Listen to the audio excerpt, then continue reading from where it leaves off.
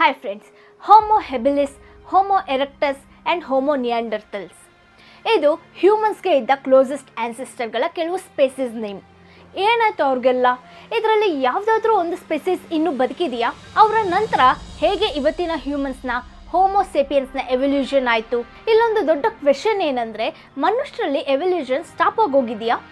ಇಲ್ಲ ಹ್ಯೂಮನ್ಸ್ ಇನ್ನೂ evolve ಆಗ್ತಿದ್ದಾರಾ? So ಬನ್ನಿ ಇದರ ಬಗ್ಗೆ ಡೀಟೇಲ್ಡ್ ಆಗಿ ಈ ವಿಡಿಯೋದಲ್ಲಿ ತಿಳ್ಕೊಳ್ಳೋಣ. ಇದು ಥಿಯರಿ ಆಫ್ ಎವಲ್ಯೂಷನ್ ಸೀರೀಸ್ನ ಸೆಕೆಂಡ್ ಪಾರ್ಟ್. ಇದರ ಪಾರ್ಟ್ 1ನಲ್ಲಿ ನಾನು ಭೂಮಿ ಮೇಲೆ ಲೈಫ್ ಹೇಗೆ ಸ್ಟಾರ್ಟ್ ಆಯಿತು ಅನ್ನೋದರ ಬಗ್ಗೆ ಹೇಳಿದ್ದೀನಿ ಆ್ಯಂಡ್ ಹೇಗೆ different types of animals and life forms develop ಆಯಿತು ಅಂತ. ಸೊ ಆ ವಿಡಿಯೋದಲ್ಲಿ ಡೈನೋಸರ್ಸ್ಗಳು ಎಕ್ಸ್ಟಿಂಕ್ಟ್ ಆಗಿದ್ವರೆಗೂ ಏನಾಯಿತು ಅಂತ ಹೇಳಿದ್ದೀನಿ. ಇವಾಗ ಆ ಸ್ಟೋರಿನ ಕಂಟಿನ್ಯೂ ಮಾಡಿ ಹ್ಯೂಮನ್ಸ್ನ ಹಿಸ್ಟರಿ ಏನು ಅಂತ ತಿಳ್ಕೊಳ್ಳೋಣ. ಆ್ಯಂಡ್ ಈ ವಿಡಿಯೋದಲ್ಲಿ ನೀವು ಸ್ಟೋರಿನ ಕೇಳ್ತಾ ಎವಲ್ಯೂಷನ್ ಒಂದು ಫ್ಯಾಕ್ಟ್ ಅಲ್ಲ ಅಂತ ಹೇಳ್ತವ್ರ ಕೆಲವು ಆರ್ಗ್ಯುಮೆಂಟ್ಸ್ನ ಕೂಡ ಹೇಳ್ತೀನಿ. ನೀವು ಇನ್ನೂ ನನ್ನ ಚಾನಲ್ನ ಸಬ್ಸ್ಕ್ರೈಬ್ ಮಾಡಿಲ್ಲ ಅಂದರೆ ಪ್ಲೀಸ್ ಸಬ್ಸ್ಕ್ರೈಬ್ ಮಾಡಿ, ಆವಾಗಲೇ ಈ ಥರ ಇಂಟ್ರೆಸ್ಟಿಂಗ್ ವಿಡಿಯೋಸ್ ನೋಟಿಫಿಕೇಶನ್ ಮೂಲಕ ನಿಮ್ಮನ್ನ ಬಂದು ಸೇರುತ್ತೆ. So let's get started. Welcome to Pushpa ಪ್ರಸಂಗ.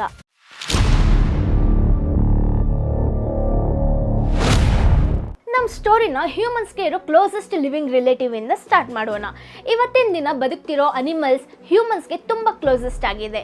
The great apes, chimpanzees, gorillas, orangutans and bonobos. ಈ ಎಲ್ಲ ಗ್ರೇಟ್ ಏಪ್ಸ್ ಮನುಷ್ಯನ ಸೇರಿಸಿ ಸೈಂಟಿಫಿಕ್ ಕ್ಯಾಟಗರಿಯ ಪಾರ್ಟ್ ಆಗಿದೆ. ಅದನ್ನ ಹೋಮಿನಿಡ್ಸ್ ಅಂತ ಕರೀತಾರೆ. ನಮ್ಮ ಎಲ್ಲ ಹೋಮಿನಿಡ್ಸ್ ಅಲ್ಲಿ ತುಂಬ ಸಿಮಿಲಾರಿಟೀಸ್ ಇದೆ. ಲೈಕ್ ಯಾರಿಗೂ ಬಾಲ ಇಲ್ಲ. ನಮ್ಮಲ್ಲಿ ಬೈಪಡಲಿಸಮ್ನ ನೋಡ್ಬೋದು, ಎರಡು ಕಾಲ್ಗಳಲ್ಲಿ ನಡೆಯೋದು. ಇದನ್ನ ಮನುಷ್ಯರಲ್ಲಿ ಹೆಚ್ಚಾಗಿ ನೋಡ್ಬೋದು. ಆದರೆ ಇನ್ನೂ ಕೆಲವು ಗ್ರೇಟ್ ಏಪ್ಸ್ ಇದೆ, ಲೈಕ್ ಗೊರಿಲ್ಲಾಸ್, ಒರಾಂಗುಟಾನ್ಸ್. ಅವುಗಳು ಕೂಡ ಎರಡು ಕಾಲಲ್ಲಿ ನಡೆಯುತ್ತೆ. ಅದಲ್ಲದೆ ನಮ್ಮೆಲ್ಲರ ಬ್ಲಡ್ ಗ್ರೂಪ್ ಸೇಮ್ ಇರುತ್ತೆ, like A B, O positive, negative. ಈ ಎಲ್ಲ ಬ್ಲಡ್ ಗ್ರೂಪ್ ಟೈಪ್ಸ್ ನಮ್ಮ ಎಲ್ಲ ಹೋಮಿನಿಡ್ಸ್ ಅಲ್ಲಿ ಸೇಮ್ ಇರುತ್ತೆ. ಈ ಏಪ್ಸ್ಗೆ ಮನುಷ್ಯನ ಥರ ಮಾತಾಡೋಕ್ಕೆ ಆಗಲ್ಲ, ಆದರೆ ಅವುಗಳು ಹ್ಯೂಮನ್ಸ್ನ ಸೈನ್ ಲ್ಯಾಂಗ್ವೇಜ್ನ ಅರ್ಥ ಮಾಡ್ಕೊಳ್ಳುತ್ತೆ. ಅವುಗಳಿಗೆ ಥೌಸಂಡ್ಸ್ ಆಫ್ ಸೈನ್ನ ಅರ್ಥ ಮಾಡ್ಕೊಳ್ಳೋಕೆ ಟ್ರೈನಿಂಗ್ ಸಹ ಕೊಡ್ತಾರೆ. ಒಂದು ರಿಸರ್ಚಲ್ಲಿ ಕಂಡುಹಿಡಿದಿದ್ದಾರೆ, ಅವುಗಳಿಗೆ ಟಿವಿ ನೋಡೋಕ್ಕೆ ತುಂಬ ಇಷ್ಟ ಆಗುತ್ತೆ. ಅವುಗಳಿಗೆ ಕಚಗುಳಿ ಆದಾಗ ನಗೋ ಥರ ಸೌಂಡ್ ಕೂಡ ಮಾಡುತ್ತೆ. ಈ ಎಲ್ಲ ಸಿಮಿಲಾರಿಟೀಸ್ ಬರೀ ಕೋಇನ್ಸಿಡೆನ್ಸ್ ಅಲ್ಲ. ಈ ಕಾರಣದಿಂದನೇ ಮನುಷ್ಯನ ಮತ್ತು ಚಿಂಪಾಂಜೀಸ್ಗಳ 99% ಆಫ್ DNA ಮ್ಯಾಚ್ ಆಗುತ್ತೆ. ಇದಾದ್ಮೇಲೆ ಸೆಕೆಂಡ್ ಪೊಸಿಷನ್ ಅಲ್ಲಿದೆ ಗೊರಿಲ್ಲಾಸ್. 98% ಆಫ್ DNA ಮನುಷ್ಯರದು ಆ್ಯಂಡ್ ಗೊರಿಲ್ಲಾಸ್ದು ಸೇಮ್ ಇದೆ. And third one orangutans. ಇದರ ಜೊತೆ 97% ಆಫ್ DNA ಸಿಮಿಲರ್ ಇದೆ. ಇದರಿಂದ ನಾವು ಒಂದು ಸ್ಟೆಪ್ ಹಿಂದೆ ಬಂದರೆ ಹೋಮಿನಿಡ್ಸ್ನ ಕ್ಯಾಟಗರಿಗೆ ಬರ್ತೀವಿ. ಈ ಕ್ಯಾಟಗರಿಯಲ್ಲಿ ಏಪ್ಸ್ ಆ್ಯಂಡ್ ಹ್ಯೂಮನ್ಸ್ ಜೊತೆ ಲೆಸ್ಸರ್ ಏಪ್ಸ್ನೂ ಇನ್ಕ್ಲೂಡ್ ಮಾಡ್ತೀವಿ. ಲೈಕ್ ಗಿಬನ್ಸ್ನ 20 ಸ್ಪೆಸಿಸ್. ಗಿಬನ್ಸ್ ಅಂದರೆ ಯಾವ ಥರ ಇರುತ್ತೆ ಅಂದರೆ ಅವು ನೋಡೋಕೆ ಈ ರೀತಿ ಕಾಣುತ್ತೆ. ಇದರ 96% ಆಫ್ DNA ಹ್ಯೂಮನ್ DNA ಜೊತೆ ಮ್ಯಾಚ್ ಆಗುತ್ತೆ. ಈ ಎಲ್ಲ ಹೋಮಿನಿಡ್ಸ್ ಕ್ಯಾಟಗರಿಯಲ್ಲಿ ಯಾರಿಗೂ ಬಾಲ ಇರಲ್ಲ ಆ್ಯಂಡ್ ಎಲ್ಲ ಥರ ಟ್ರೈಕ್ರೋಮ್ಯಾಟಿಕ್ ಕಲರ್ ವಿಷನ್ ಇದೆ. ನಾವು ಹೇಗೆ ನಮ್ಮ ಕಣ್ಣಿಂದ ಎಲ್ಲ ಕಲರ್ಸ್ ನೋಡ್ತೀವೋ ಹಾಗೆ ಅವುಗಳಿಗೂ ಎಲ್ಲ ಕಲರ್ಸ್ ನೋಡೋಕ್ಕಾಗುತ್ತೆ. ಇವಾಗ ಇನ್ನೊಂದು ಸ್ಟೆಪ್ ಹಿಂದೆ ಬಂದರೆ ನಾವು ಆಂಥ್ರೋಪಾಡ್ಸ್ನ ಕ್ಯಾಟಗರಿ ನೋಡ್ಬೋದು. ಇಲ್ಲಿ ನಾವು ಏಪ್ಸ್ ಜೊತೆ ಮಂಕಿನೂ ಇನ್ಕ್ಲೂಡ್ ಮಾಡ್ತೀವಿ. ಇದರಲ್ಲಿ ಇವತ್ತಿನ ದಿನ ಇನ್ನೂ ಬದುಕಿರೋ 130 species of old world monkeys and 120 species of new world monkeys ಇದೆ. ಆಂಥ್ರೋಪಾಯ್ಡ್ ಅನ್ನೋ ಪದ ಆಂಥ್ರೋಪೋಸ್ ಪ್ಲಸ್ ಆಯ್ಡ್ ಅನ್ನೋ ಪದದಿಂದ ಬಂದಿರೋದು. ಅದರ ಅರ್ಥ ರಿಸೆಂಬ್ಲಿಂಗ್ ಹ್ಯೂಮನ್ಸ್, ಮನುಷ್ಯನ ಥರ ಕಾಣಿಸೋರು ಅಂತ. ಇವಾಗ ಇನ್ನೊಂದು ಸ್ಟೆಪ್ ಬ್ಯಾಕ್ ಬಂದ್ರೆ ಪ್ರೈಮೇಟ್ಸ್ನ ಕ್ಯಾಟಗರಿಗೆ ಬರ್ತೀವಿ. ಇದರಲ್ಲಿ ಟಾರ್ಸಿಯರ್ಸ್ ಅಂಡ್ ಲ್ಯೂಮರ್ಸ್ನ ಇನ್ಕ್ಲೂಡ್ ಮಾಡ್ತೀವಿ. ಈ ಎರಡು ಸ್ಪೆಸಿಸ್ ಆಫ್ ಅನಿಮಲ್ಸ್ನ ಪ್ರೊಸಿಮಿಯನ್ಸ್ ಅಂತ ಕರೀತಾರೆ. ಇದರ ಅರ್ಥ ಪ್ರೀ ಮಂಕಿ. ಟಾರ್ಸಿಯರ್ ಅನ್ನೋದು ಕ್ಯೂಟ್ ಆಗಿರೋ ಚಿಕ್ಕ ಮಂಕೀಸ್. ಇದು ಸೌತ್ ಈಸ್ಟ್ ಏಷ್ಯಾದಲ್ಲಿ ಕಂಡು ಬರುತ್ತೆ. ಅವುಗಳು ಅಳೋವಾಗ ಅದರ ಸೌಂಡ್ ಅಲ್ಟ್ರಾಸೌಂಡ್ ಕ್ಯಾಟಗರಿಗೆ ಹೋಗುತ್ತೆ, ಲೈಕ್ ಬಾವಲಿಗಳ ವಾಯ್ಸ್ ಥರ. ಅವುಗಳು ಜಂಪ್ ಮಾಡೋವಾಗ 16 ಫೀಟ್ಸ್ ಅಷ್ಟು ಉದ್ದ ಜಂಪ್ ಮಾಡುತ್ತೆ. ನಮಗೆ ಅವು ಮಾರ್ನಿಂಗ್ ಟೈಮ್ ಕಾಣಿಸಲ್ಲ, ಯಾಕಂದರೆ ಅದು ಸ್ವಲ್ಪ ಶೈ ಆ್ಯಂಡ್ ನರ್ವಸ್ ಅನಿಮಲ್ ಆಗಿರೋದ್ರಿಂದ. ಡೇ ಲೈಟಲ್ಲಿ ಅವು ತುಂಬ ಸೆನ್ಸಿಟಿವ್ ಆಗಿರುತ್ತೆ. ಇನ್ನೊಂದು ಕಡೆ ಲ್ಯೂಮರ್ಸ್ ಅಲ್ಲಿ 100ಕ್ಕಿಂತ ಹೆಚ್ಚು ಸ್ಪೆಸಿಸ್ ಇದೆ, ಆದರೆ ಅದನ್ನ ಓನ್ಲಿ ಮದಗಾಸ್ಕರಲ್ಲಿ ನೋಡ್ಬೋದು. ಇದೇ ಪ್ರಪಂಚದಲ್ಲಿ ಓಲ್ಡೆಸ್ಟ್ ಲಿವಿಂಗ್ ಪ್ರೈಮೇಟ್ಸ್ ಆಗಿದೆ. ಇಲ್ಲಿವರೆಗೂ ನಾನು ಹೇಳಿದಂಥ ಎಲ್ಲ ಕ್ಯಾಟಗರೀಸಲ್ಲಿ ಯಾವುದೋ ಒಂದು ಸಿಮಿಲಾರಿಟೀಸ್ ಎಲ್ಲದರಲ್ಲೂ ಇದೆ. ಇದನ್ನು ನೋಡೋಕ್ಕೆ ಬೆಸ್ಟ್ ವೇ ಏನಂದರೆ, ನಾನು ಹ್ಯೂಮನ್ ಎವಲ್ಯೂಷನ್ ವಿಡಿಯೋದಲ್ಲಿ ಹೇಳಿರೋ ಥರ ಒಂದು ಮರನ ಇಮ್ಯಾಜಿನ್ ಮಾಡ್ಕೊಳ್ಳಿ. ಒಂದು ಎವಲ್ಯೂಷನ್ ಟ್ರೀ ವಿತ್ ಕೆಲವು ಬ್ರಾಂಚಸ್. ಆ ಬ್ರಾಂಚಸ್ನ ಎಂಡ್ ಪಾಯಿಂಟಲ್ಲಿರೋದು ಇವತ್ತಿನ ದಿನನೂ ಇನ್ನೂ ಬದುಕಿ ಉಳಿದಿರೋ ಅನಿಮಲ್ಸ್. ಈ ಎಂಡ್ ಪಾಯಿಂಟ್ಸಿಂದ ಹಾಗೆ ಹಿಂದೆ ಬಂದರೆ ಇಲ್ಲಿ 2 ಬ್ರಾಂಚ್ಗಳು ಒಂದಾಗಿ ಜಾಯ್ನ್ ಆಗೋದನ್ನ ನೋಡ್ಬೋದು. ಮತ್ತು 2 2 ದೊಡ್ಡ ಬ್ರಾಂಚಸ್ ಒಂದು ಬ್ರಾಂಚ್ ಆಗಿ ಜಾಯಿನ್ ಆಗುತ್ತೆ. ಸೊ ಆ ಪಾಯಿಂಟ್ ಎಲ್ಲಿ ಈ ಬ್ರಾಂಚಸ್ ಎಲ್ಲ ಜಾಯಿನ್ ಆಗಿದೆಯೋ ಅದು ಡಿಫ್ರೆಂಟ್ ಎಂಡ್ ಪಾಯಿಂಟ್ಸ್ಗಳ ಕಾಮನ್ ಆನ್ಸಿಸ್ಟರ್ ಅಂತ ಗೊತ್ತಾಗುತ್ತೆ. ಆ್ಯಂಡ್ ಹ್ಯೂಮನ್ಸ್ಗೆ ಕ್ಲೋಸ್ ಆಗಿರೋ ಬ್ರಾಂಚಸ್ಗಳ ಎಂಡ್ ಪಾಯಿಂಟ್ಸ್ ಅಲ್ಲಿರೋ ಅನಿಮಲ್ಸ್ ಮನುಷ್ಯನ್ಗೆ ತುಂಬ ಕ್ಲೋಸ್ ಆಗಿ ರಿಲೇಟ್ ಆಗಿದೆ. ಹ್ಯೂಮನ್ನ ಬ್ರಾಂಚ್ ಮತ್ತು ಏಪ್ಸ್ಗಳ ಬ್ರಾಂಚಸ್ ಅಲ್ಲಿ ಒಂದು ಕಾಮನ್ ಪಾಯಿಂಟ್ ಇದೆ. ಅದನ್ನು ಸರ್ಕಲ್ ಮಾಡಿದ್ರೆ ಅದನ್ನು ಹೋಮಿನಿಡ್ಸ್ ಕ್ಯಾಟಗರಿ ಅಂತ ಹೇಳ್ಬೋದು. ಮತ್ತು ಗಿಬನ್ಸ್ಗಳ ಕಾಮನ್ ಪಾಯಿಂಟ್ನ ಇನ್ಕ್ಲೂಡ್ ಮಾಡಿ ಸರ್ಕಲ್ ಮಾಡಿದ್ರೆ ಇದು ಹೋಮಿನಾಯ್ಡ್ಸ್ ಕ್ಯಾಟಗರಿಯಲ್ಲಿ ಬರುತ್ತೆ. ಇದೇ ಥರ ಇನ್ನೊಂದು ದೊಡ್ಡ ಸರ್ಕಲ್ ಆಗುತ್ತೆ ಆಂಥ್ರೋಪಾಯ್ಡ್ಸ್ನ ಕ್ಯಾಟಗರಿಗೆ, ಮತ್ತೊಂದು ದೊಡ್ಡ ಸರ್ಕಲ್ ಆಗುತ್ತೆ ಪ್ರೈಮೇಟ್ಸ್ನ ಕ್ಯಾಟಗರಿಗೆ. ಈ ಚಿಕ್ಕ ಸರ್ಕಲ್ ಅಲ್ಲಿರೋ ಸ್ಪೇಸಸ್ ಮನುಷ್ಯನ್ಗಿರೋ ತುಂಬ ಕಾಮನ್ ಥಿಂಗ್ಸ್ನ ಹೊಂದಿದೆ. ಸೊ ಯಾವಾಗ ಈ ಸರ್ಕಲ್ ದೂರ ಆ್ಯಂಡ್ ದೊಡ್ಡದಾಗುತ್ತೋ ಆವಾಗ ಮನುಷ್ಯನ ಜೊತೆ ಇರೋ ಸಿಮಿಲಾರಿಟೀಸ್ ಕಡಿಮೆ ಆಗ್ತಾ ಹೋಗುತ್ತೆ. ಆದರೆ ಎಲ್ಲ ಪ್ರೈಮೇಟ್ಸ್ ತುಂಬ ಸಿಮಿಲಾರಿಟೀಸ್ನ ಹೊಂದಿದೆ. ಲೈಕ್ ಎಲ್ಲ ಪ್ರೈಮೇಟ್ಸ್ ಪ್ರಿಹೆನ್ಸೈಲ್ ಹ್ಯಾಂಡ್ಸ್ನ ಹೊಂದಿದೆ. ಲೈಕ್ ನಾವು ನಮ್ಮ ಕೈನ ವಸ್ತುಗಳನ್ನ ಹೋಲ್ಡ್ ಮಾಡೋಕ್ಕೆ ಯೂಸ್ ಮಾಡ್ಕೊಳ್ಳೋ ಥರ. ಮನುಷ್ಯನ ಬಿಟ್ಟು ಬೇರೆ ಪ್ರೈಮೇಟ್ಸ್ಗಳಿಗೆ ಗ್ರಾಸ್ಪಿಂಗ್ ಫೀಟ್ ಕೂಡ ಇರುತ್ತೆ. ಅಂದರೆ ಅವುಗಳ ಕಾಲಿನಿಂದ ಕೂಡ ವಸ್ತುಗಳನ್ನ ಹಿಡ್ಕೊಳ್ಳುತ್ತೆ. ಇದು ಮನುಷ್ಯನಿಗೆ ಸ್ವಲ್ಪ ಕಷ್ಟ ಆಗುತ್ತೆ. 3 ಮಂಕೀಸ್ನ ಬಿಟ್ಟು ಬೇರೆ ಎಲ್ಲ ಪ್ರೈಮೇಟ್ಸ್ ಅದರ ಕೈ ಮತ್ತು ಕಾಲಲ್ಲಿ 5 ಬೆರಳುಗಳನ್ನ ಹೊಂದಿದೆ. ಆ್ಯಂಡ್ ಎಲ್ಲ ಪ್ರೈಮೇಟ್ಸ್ಗಳ ಬ್ರೈನ್ ಸೈಜ್ ದೊಡ್ಡದಿರುತ್ತೆ ಅದರ ಬಾಡಿ ಸೈಜ್ಗೆ ಪ್ರೊಪೋರ್ಷನೇಟ್ ಆಗಿ. ಸೊ ಅವುಗಳು ಇಂಟೆಲಿಜೆಂಟ್ ಆಗಿರುತ್ತೆ. ನಮ್ಮ ಕ್ಲೋಸೆಸ್ಟ್ ಲಿವಿಂಗ್ ರಿಲೇಟಿವ್ ಆದ ಚಿಂಪಾಂಜಿ ಬ್ರೈನ್ಗಿಂತ ಹ್ಯೂಮನ್ಸ್ ಬ್ರೈನ್ 3 ಟೈಮ್ಸ್ ಸೈಜಲ್ಲಿ ದೊಡ್ಡದಿರುತ್ತೆ. ಸೊ ಹ್ಯೂಮನ್ನ ಇಂಟೆಲಿಜೆನ್ಸ್ ನೆಕ್ಸ್ಟ್ ಲೆವೆಲ್ ರೀಚ್ ಆಗುತ್ತೆ. ಆ ಕಾರಣದಿಂದನೇ ಮನುಷ್ಯ ಇಷ್ಟೆಲ್ಲ ಟೆಕ್ನಾಲಜಿ ಪ್ರಾಸೆಸ್ನ ಅಚೀವ್ ಮಾಡೋಕ್ಕಾಯ್ತು. ಎಲ್ಲ ಪ್ರೈಮೇಟ್ಸ್ಗಳು ಗ್ರೂಪ್ ಆಗಿ ಬದುಕುತ್ತೆ. ಅವು ಕಾಂಪ್ಲೆಕ್ಸ್ ಸೋಷಿಯಲ್ ಬಿಹೇವಿಯರ್ನ ತೋರಿಸುತ್ತೆ. ಆ್ಯಂಡ್ ಎಲ್ಲ ಪ್ರೈಮೇಟ್ಸಲ್ಲೂ ಒಂದು ಗುಡ್ ಸೆನ್ಸ್ ಆಫ್ ಸ್ಮೆಲ್ ಇರಲ್ಲ. ಬೇರೆ ಎಲ್ಲ ಮ್ಯಾಮಲ್ಸ್ಗೆ ಸೆನ್ಸ್ ಆಫ್ ಸ್ಮೆಲ್ ಪ್ರೈಮೇಟ್ಸ್ಗಿಂತ ಚೆನ್ನಾಗಿರುತ್ತೆ. ಲೈಕ್ ಇವಾಗ ನಾಯಿನ ಹ್ಯೂಮನ್ಸ್ ಜೊತೆ ಕಂಪೇರ್ ಮಾಡಿ. ಸೊ ನಾವು ಮತ್ತೆ ಈ ಎವಲ್ಯೂಷನ್ ಟ್ರೀನ ನೋಡಿದ್ರೆ ನಾನು ಓನ್ಲಿ ಎಂಡ್ ಪಾಯಿಂಟ್ಸ್ ಬಗ್ಗೆ ಮಾತಾಡಿದೆ.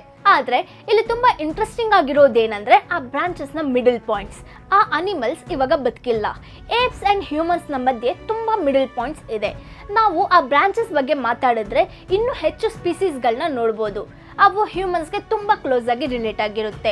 ಮನುಷ್ಯನ ತುಂಬ ಕ್ಲೋಸೆಸ್ಟ್ ಆನ್ಸಿಸ್ಟರ್ ಎಕ್ಸ್ಟಿಂಟ್ ಆಗಿರೋ ಆನ್ಸಿಸ್ಟರ್ ಬಗ್ಗೆ ಮಾತಾಡಬೇಕಂದ್ರೆ ನಾವು ಟೈಮಲ್ಲಿ ಸ್ವಲ್ಪ ಹಿಂದೆ ಹೋಗಬೇಕು. ಲೈಕ್ 60 ಮಿಲಿಯನ್ ಇಯರ್ಸ್ ಮುಂಚೆ. ಸೈಂಟಿಸ್ಟ್ಗಳು ಈ ಒಂದು ಟೈಮಲ್ಲೇ ಪ್ರೈಮೇಟ್ಸ್ ಇವಾಲ್ವ್ ಆಯಿತು ಅಂತ ನಂಬ್ತಿದ್ದಾರೆ.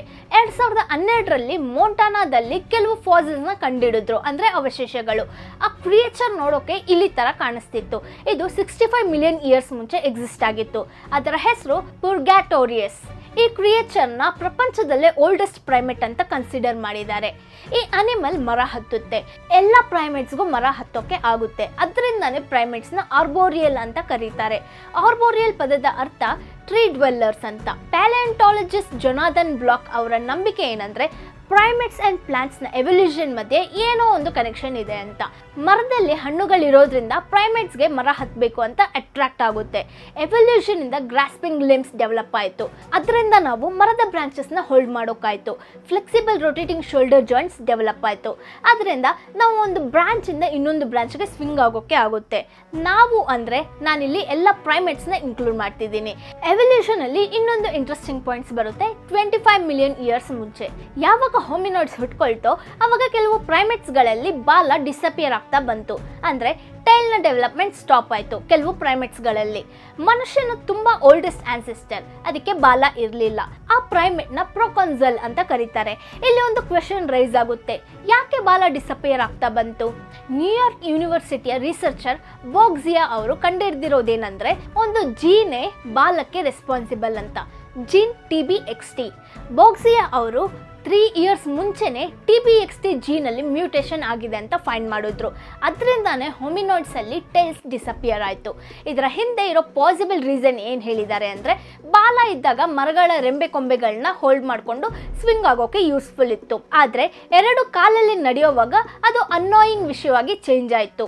2 ಕಾಲಲ್ಲಿ ನಡೆಯೋದನ್ನ ಬೈಪೆಡಲಿಸಮ್ ಅಂತಾರೆ. ಬೈಪೆಡಲಿಸಮ್ ಇದ್ದಂಥ ಮನುಷ್ಯನ ಫಸ್ಟ್ ಆನ್ಸಿಸ್ಟರ್ ಆರ್ಡಿಪಿಥೆಕಸ್ ರೆಮಿಡಸ್ ಆಗಿತ್ತು.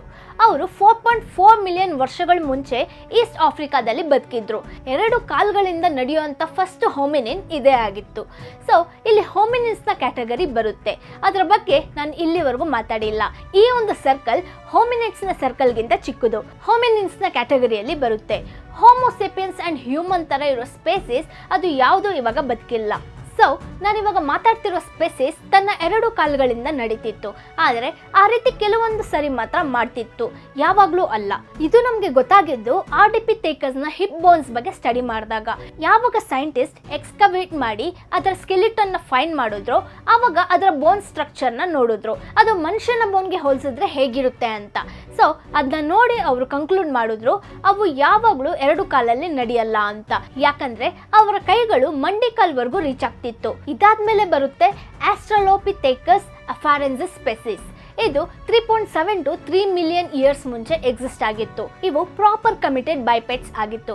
ಅವು ಯಾವಾಗಲೂ 2 ಕಾಲಿನಿಂದ ನಡೀತಿತ್ತು. ಅವುಗಳ ನೀಸ್ನ ಶೇಪ್ ನಮಗೆ ತುಂಬಾ ಸಿಮಿಲರ್ ಆಗಿ ಇದ್ದಿದ್ರಿಂದ ಎಥಿಯೋಪಿಯಾದಲ್ಲಿ 1974 ಅಲ್ಲಿ ತುಂಬಾ ಪಾಪ್ಯುಲರ್ ಆದ ಆಸ್ಟ್ರಲೋಪಿಥೆಕಸ್ನ ಫಾಸಿಲ್ನ ಡಿಸ್ಕವರ್ ಮಾಡಿದ್ರು. ಅದನ್ನ ಲೂಸಿ ಅಂತ ಕರೀತಾರೆ. ಆ ಫಾಸಿಲ್ನ ಒಂದು ಮೋಸ್ಟ್ ಸ್ಪೆಷಲ್ ಥಿಂಗ್ ಏನಂದ್ರೆ ತುಂಬಾ ಲಾರ್ಜ್ ಕಲೆಕ್ಷನ್ ಆಫ್ ಸ್ಕೆಲಿಟನ್ಸ್ ಅಲ್ಲಿ ಸಿಕ್ತು. ಅದರಿಂದ ತುಂಬಾ ಇನ್ಫಾರ್ಮೇಶನ್ ನಾವು ತಿಳ್ಕೊಳ್ಳೋ ಹಾಗೆ ಆಯ್ತು. ಈ ಲೂಸಿನ ಒಂದು ಸೈನ್ಸ್ ಫಿಕ್ಷನ್ ಮೂವಿ ಲೂಸಿನಲ್ಲಿ ಕೂಡ ರೆಫರೆನ್ಸ್ ಆಗಿ ತಗೊಂಡಿದ್ದಾರೆ. ಟೈಮ್ ಟ್ರಾವೆಲ್ ಅಲ್ಲಿ ಹಿಂದೆ ಹೋದಾಗ ಅವಳು ಆಸ್ಟ್ರಲೋಪಿಥೆಕಸ್ ಲೂಸಿನ ಮೀಟ್ ಆಗ್ತಾಳೆ. ಇವಾಗಿನ ಮನುಷ್ಯನ್ಗೆ ಕಂಪೇರ್ ಮಾಡಿದ್ರೆ ಆಸ್ಟ್ರಲೋಪಿಥೆಕಸ್ ನ ಕೈ ಸ್ವಲ್ಪ ಲಾಂಗ್ ಅಂಡ್ ಸ್ಟ್ರಾಂಗ್ ಇತ್ತು. ನಮ್ಮ ಆನ್ಸೆಸ್ಟರ್ ಯೂಸ್ ಮಾಡಿರೋ ಪ್ರಪಂಚದ ಹಳೆಯ ಸ್ಟೋನ್ ಟೂಲ್ಸ್ ನ ಕೀನ್ಯಾದಲ್ಲಿ ಕಂಡಿಡಿದ್ರು. ಅದನ್ನ ಕಾರ್ಬನ್ ಡೇಟಿಂಗ್ ಮಾಡಿದಾಗ ಅದು 3.3 ಮಿಲಿಯನ್ ಇಯರ್ಸ್ ಓಲ್ಡ್ ಅಂತ ಗೊತ್ತಾಯ್ತು. 2010ರಲ್ಲಿ ಕೆಲವು ಆಸ್ಟ್ರಲೋಪಿಥೆಕಸ್ ನ ಫಾಸಿಲ್ಸ್ ನ ಕಂಡಿಡಿದಾಗ ಅಲ್ಲಿ ಕೆಲವು ಅನಿಮಲ್ಸ್ ನ ಮೂಳೆಗಳು ಕೂಡ ಸಿಕ್ತು. ಅದು 3.4 ಮಿಲಿಯನ್ ಇಯರ್ಸ್ ಹಳೇದಾಗಿತ್ತು. ಸಿಕ್ಕಿರೋ ಬೋನ್ಸ್ ಅಲ್ಲಿ ಸ್ಟೋನ್ ಟೂಲ್ಸ್ ನ ಯೂಸ್ ಮಾಡಿರೋ ಮಾರ್ಕ್ ಕ್ಲಿಯರ್ ಆಗಿ ಕಾಣಿಸ್ತಿತ್ತು. ಇದರಿಂದ ನಮಗೆ ಗೊತ್ತಾಗುತ್ತೆ ಲೂಸಿ ಆಲ್ರೆಡಿ ಸ್ಟೋನ್ ಟೂಲ್ಸ್ ನ ಯೂಸ್ ಮಾಡ್ತಿತ್ತು ಅಂತ. ಆದ್ರೆ ಸೈಂಟಿಸ್ಟ್ ಏನ್ ಬಿಲೀವ್ ಮಾಡ್ತಿದ್ದಾರೆ ಅಂದ್ರೆ ಅವರೇ ಓನ್ ಆಗಿ ಸ್ಟೋನ್ ಟೂಲ್ಸ್ ನ ಮಾಡಿಲ್ಲ, ನ್ಯಾಚುರಲ್ ಆಗಿ ಸಿಕ್ಕಿರೋ ಶಾರ್ಪ್ ಸ್ಟೋನ್ಸ್ ನ ಯೂಸ್ ಮಾಡ್ತಿದ್ರು ಅಂತ. ಆ ಸ್ಪೆಸಿಸ್ ಆಮ್ನಿವೋರಸ್ ಆಗಿತ್ತು. ಮಾಂಸ, ಫ್ರೂಟ್ ಅಂಡ್ ಪ್ಲಾಂಟ್ಸ್ ನ ತಿಂತಿದ್ವು. ಟೂಲ್ಸ್ ನ ಯೂಸ್ ಮಾಡೋಕೆ ಸ್ಟಾರ್ಟ್ ಮಾಡಿದ ಫಸ್ಟ್ ಸ್ಪೆಸಿಸ್ ಅಂದ್ರೆ ಅದು ಹೋಮೋ ಹೆಬಿಲಿಸ್. ಹೋಮೋ ಹೆಬಿಲಿಸ್ ಅಂದ್ರೆ ಹ್ಯಾಂಡಿ ಮ್ಯಾನ್ ಅಂತ ಅರ್ಥ. ಹ್ಯಾಂಡ್ ಮೇಡ್ ಟೂಲ್ಸ್ ನ ಯೂಸ್ ಮಾಡುವಂತ ಸ್ಪೆಸಿಸ್. ಈ ಪಾಯಿಂಟ್ ಆಫ್ ಟೈಮ್ ಅಲ್ಲಿ ನಮ್ಮ ಸರ್ಕಲ್ ಚಿಕ್ಕದಾಗುತ್ತೆ. ಹೋಮಿನಿನ್ಸ್ ಇಂದ ಹೋಮೋಸ್ ಸರ್ಕಲ್ಗೆ ನಾವು ಬರ್ತೀವಿ. ಹೋಮೋ ಹೆಬಿಲಿಸ್ 2.5 ಮಿಲಿಯನ್ ಇಯರ್ಸ್ ಇಂದ 1.5 ಮಿಲಿಯನ್ ಇಯರ್ಸ್ ಮುಂಚಿನವರೆಗೂ ಬದುಕಿದ್ವು. ಅದರ ಫಾಸಿಲ್ಸ್ ನ ತಾಂಜಾನಿಯಾ ಅಂಡ್ ಕೀನ್ಯಾದಲ್ಲಿ ಕಂಡಿಡಿದ್ರು. ಅವರು ಹೈಟ್ ಅಲ್ಲಿ ಕುಳ್ಳಕ್ಕಿದ್ರು. 3 ರಿಂದ 4 ಫೀಟ್ ಅಷ್ಟು ಉದ್ದ ಇದ್ರು. ಅವರ ಆ ಟೈಮ್ ಅಲ್ಲಿ ಆಹಾರದ ಕೊರತೆನ ಫೇಸ್ ಮಾಡಿದ್ರು. ಸೊ ಅವರ ಡಯಟ್ ಅಲ್ಲಿ ಮೀಟ್ ಒಂದು ಮೇಜರ್ ಕಾಂಪೊನೆಂಟ್ ಆಗಿತ್ತು. ಅಂಡ್ ಇನ್ನೊಂದು, ಅವರು ಹಂಟರ್ಸ್ ಅಲ್ಲ ಅಂತಾನು ಸೈಂಟಿಸ್ಟ್ ಬಿಲೀವ್ ಮಾಡ್ತಾರೆ. ಹೆಚ್ಚು ಅವರು ಚಿಕ್ಕ ಚಿಕ್ಕ ಅನಿಮಲ್ಸ್ ನ ಕೊಂದು ತಿಂದ್ರು. ಮೋಸ್ಟ್ಲಿ ಸ್ಕ್ಯಾವೆಂಜರ್ಸ್ ಆಗಿದ್ರು. ಅಂದ್ರೆ ಸಿಂಹ ಒಂದು ಜಿಂಕೆನ ಬೇಟೆಯಾಡಿ ಅದರ ಮಾಂಸನ ತಿಂದು ಬಿಟ್ಮೇಲೆ ಅದರಲ್ಲಿ ಉಳಿದಿರೋ ಮಾಂಸನ ತಿನ್ನೋ ಸ್ಪೆಸಿಸ್ ಆಗಿದ್ರು. ಬೇರೆ ಪ್ರಾಣಿಗಳು ಬೇಟೆಯಾಡಿ ತಿಂದು ಮಿಕ್ಕಿರೋ ಮೀಟ್ ನ ಈ ಹೋಮೋ ಹೆಬಿಲಿಸ್ ತಿಂತಿದ್ರು. ಆ ಸ್ಟೋನ್ ಟೂಲ್ಸ್ ನ ಮೀಟ್ ನ ಕಟ್ ಮಾಡೋಕೆ ಯೂಸ್ ಮಾಡ್ತಿದ್ರು. ಅಂಡ್ ಸತ್ತೋಗಿರೋ ಅನಿಮಲ್ಸ್ ನ ಬೋನ್ಸ್ ಗೆ ಸ್ಟಿಕ್ ಆಗಿರೋ ಮೀಟ್ ನ ಸ್ಕ್ರೇಪ್ ಮಾಡೋಕೆ ಕೂಡ ಯೂಸ್ ಮಾಡ್ತಿದ್ರು. ಆ ಬೋನ್ಸ್ ಮೇಲೆ ಫಸ್ಟ್ ಮಾಡಿರೋ ಮಾರ್ಕ್ಸ್ ಇಂದ ಅವರು ಇನ್ನೊಂದು ಹೇಳಿದ್ದಾರೆ, ಲೈಕ್ ಅವರು ಬೋನ್ ನ ಕೂಡ ಹೊಡೆದು ಅದ್ರೊಳಗಡೆ ಇರೋ ಮೀಟ್ ನ, ಅದನ್ನ ಬೋನ್ ಮ್ಯಾರೋ ಅಂತಾರೆ, ಅದನ್ನ ತಿಂತಿದ್ರು. ಬೋನ್ ಮ್ಯಾರೋ ತುಂಬಾ ನ್ಯೂಟ್ರಿಷಿಯಸ್ ಮೀಟ್, ತುಂಬಾ ಎನರ್ಜಿ ಡೆನ್ಸ್ ಅದು. ಅದರಿಂದ ಅವರ ಹೊಟ್ಟೆ ಚಿಕ್ಕದಾಗ್ತಾ ಬಂತು.